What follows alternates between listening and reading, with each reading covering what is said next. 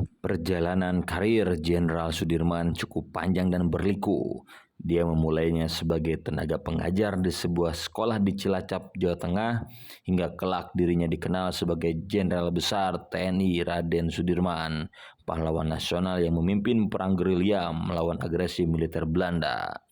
Perjalanan Jenderal Sudirman dalam membela tanah air telah menorehkan berbagai kisah hebat yang patut dikenang rakyat Indonesia.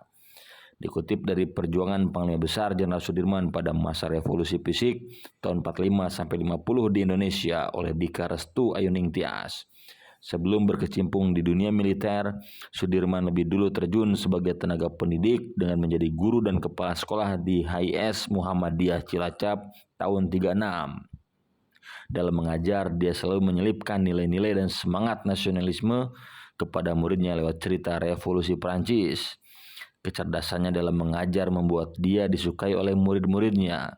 Tidak hanya murid, para pengajar yang ada di HIS Muhammadiyah memberi kepercayaan pada Sudirman untuk naik jabatan menjadi kepala sekolah.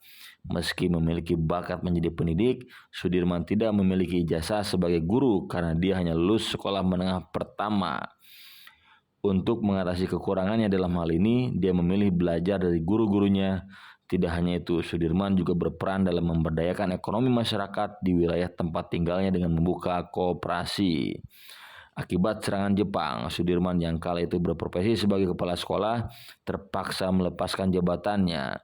Saat pendudukan Jepang, dia menjadi anggota Shushinkai atau Dewan Perwakilan, anggota Jawa Hokai Karesidenan Banyumas, serta mengikuti pelatihan pembela tanah air atau PETA di Bogor tahun 44.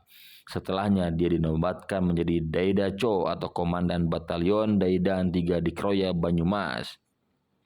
Kemerdekaan Indonesia membuat Kolonel Sudirman dipercaya menjabat sebagai komandan di Divisi 5 TKR Purwokerto di usia 29 tahun. Dia berperan dalam mengatur strategi melawan sekutu di Ambarawa, Semarang, Jawa Tengah. Setelahnya, tanggal 18 Desember 45, Sudirman dilantik menjadi Panglima Besar TKR oleh Presiden Soekarno. Kisah heroik datang dari tahun 46, setahun setelah kemerdekaan Indonesia dikumandangkan. Meski telah menyatakan kemerdekaannya, Indonesia masih belum sepenuhnya merdeka. Hingga tahun 46, Belanda masih terus berusaha menginvasi wilayah Indonesia. Tidak hanya melalui diplomasi, pihak Belanda juga mengirimkan angkatan perangnya untuk kembali mengklaim wilayah Indonesia. Pada 1 November 46, Jenderal Sudirman bersama para pimpinan Tentara Republik Indonesia datang ke Jakarta untuk menindaklanjuti hasil perjanjian Linggarjati yang telah mendekati final.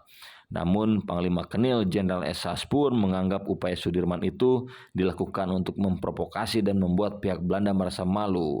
Di sisi lain, Perdana Menteri Republik Indonesia Sultan Syahrir mengambil kesempatan ini untuk menunjukkan kepada pihak Belanda dan Inggris mengenai kehebatan tentara Republik Indonesia.